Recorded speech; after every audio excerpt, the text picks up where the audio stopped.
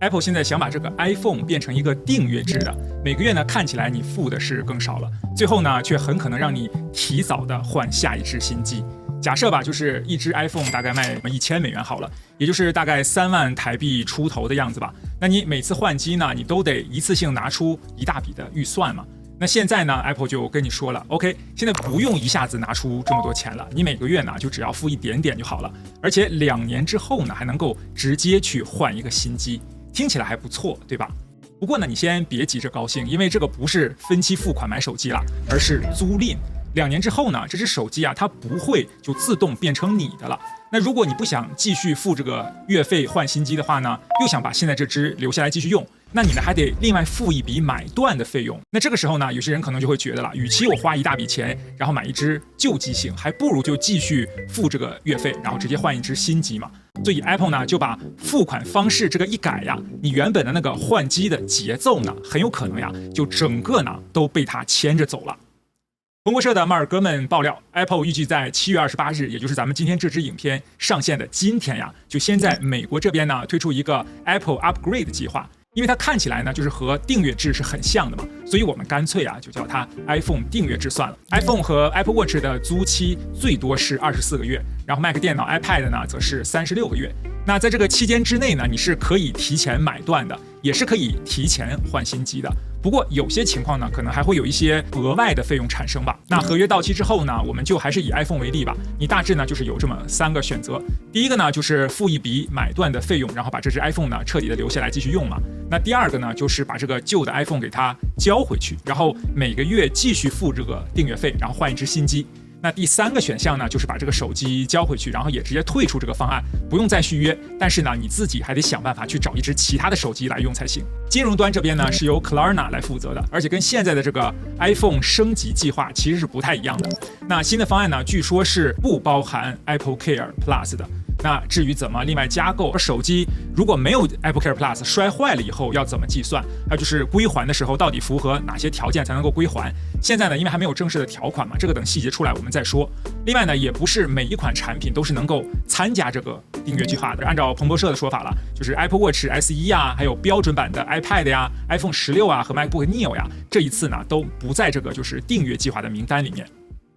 那這個 iPhone 訂閱制跟之前那個 iPhone 升級計劃到底有什麼差別呢？之前的那個 iPhone 升級計劃呀，本質上呢就是其實通過一個金融機構，然後呢進行一個24個月的零利率的分期付款，然後把這個 iPhone 和 Apple Care Plus 的完整的價格呢通過2年給它分期付清。付完之後呢，那這只手機就是你的了嘛，就和我們貸款買房子呀其實是很像的。那新的這個 iPhone 訂閱制呢，說白了就是一個長期的租賃了。每個月你買的就是這段時間的一個使用權，2年的期滿了之後呢，手機不會自動就變成你的了。你想留下來的話呢，就是得另外付這個買斷費才行嘛。那這個呢，其實就和我們租房子呢是很像的，不會因為你同一個房子，然後租的時間夠長，然後這個房子就自動變成你了，這是不可能的嘛。那很多人第一眼呢都會被這個吸引，主要就是因為你是租手機嘛，這個每個月付出去的錢呢看起來是比較低的。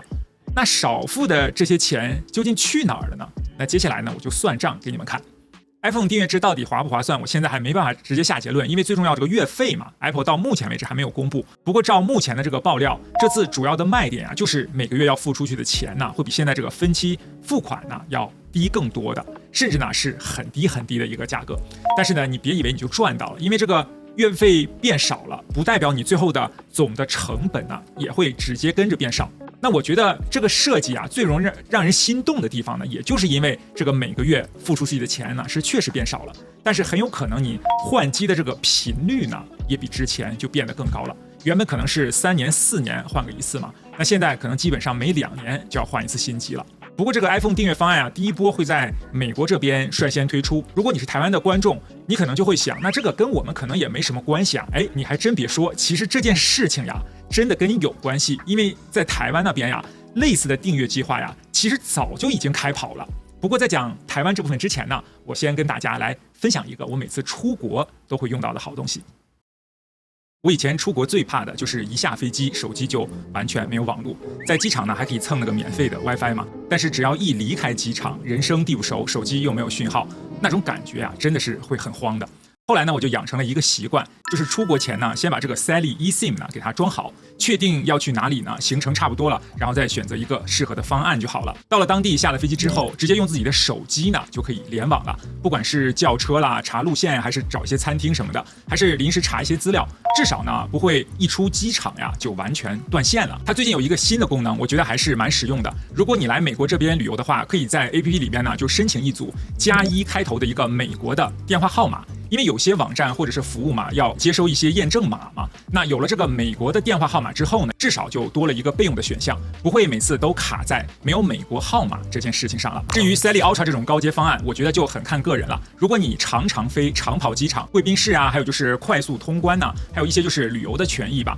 如果你去的機場和你在的那個地區剛好有支援的話呢，很有可能呢會是一個比較有感的方案。但如果你一年就只出國1-2次啊，我覺得一般方案呢大概就夠用了，不用非得買那個 Ultra。最後提醒一下大家，買之前呢先確認一下你的手機支不支援這個 eSIM。iPhone 這邊呢10S、10R 之後的機型呀，基本上都是有支援的。三星和其他的安卓手機啊，就建議你先在設定裡面吧確認一下能不能新增這個 eSIM。真的買錯了呢，其實也不用太緊張，只要還沒有開通的話，30天之內是可以退款的。有興趣的話呢，可以掃描這邊這個 QR code， 或者點擊下面的鏈接也可以下載。記得在這個結賬的時候啊，輸入一個優惠碼 PETRSUN， 如果是首次購買，還能再打一個85折哦。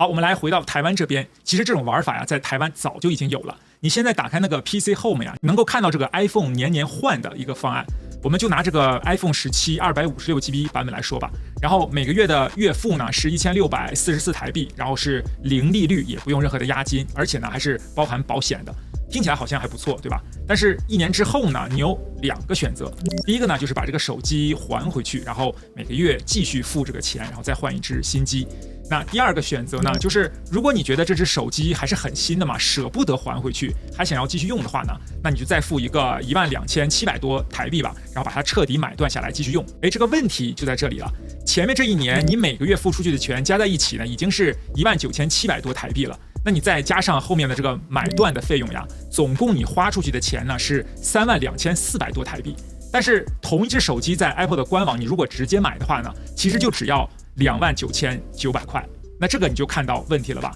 那如果你最後決定把這只手機留下來買下來繼續用的話呢，反而呢多付了2500多塊。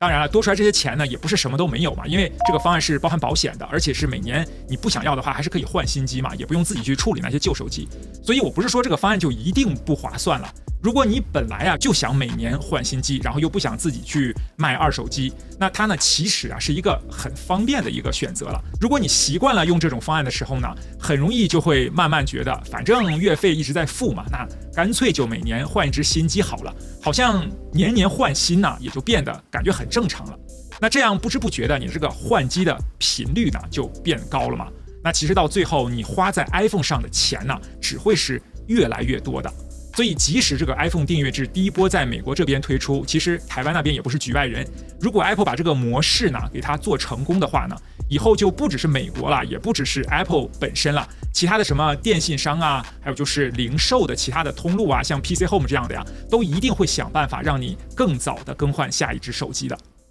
那到底這個東西適合哪種類型的人呢？其實我的結論是很簡單的，如果你本身就想1年2年就換一次手機，又討厭自己去賣二手，也不想一次性拿出一大筆的預算，比較喜歡這個每個月慢慢付這樣子嘛，那這種方案其實很可能是真的很適合你的。就算最後沒有比較便宜，但是對你來說也可能是值得的。那如果你一只手機本來可以用到3年甚至是4年以上的話呢，那其實直接把這個手機一口氣給它買回來呢，是更單純的。因為這個錢付出去之後，這個手機就是你的了嘛。即便你之後不想用了，你想留給你的家人呀，或者當成一個什麼備用機啊，都是可以的。不用到了合約時間又被推着再做一次選擇。那如果你習慣自己去賣二手的話呢，通常呢也有機會賣的比這個官網的回收價格要賣得更高嘛。不過這邊呢，我也要一定再提醒你一次了，不要只看到這個月付比較低，就跟着這個方案去衝，然後2年換一次手機。其實你最後總的花出去的錢呢，只會是越來越多的。你要看這個方案呢，會不會讓你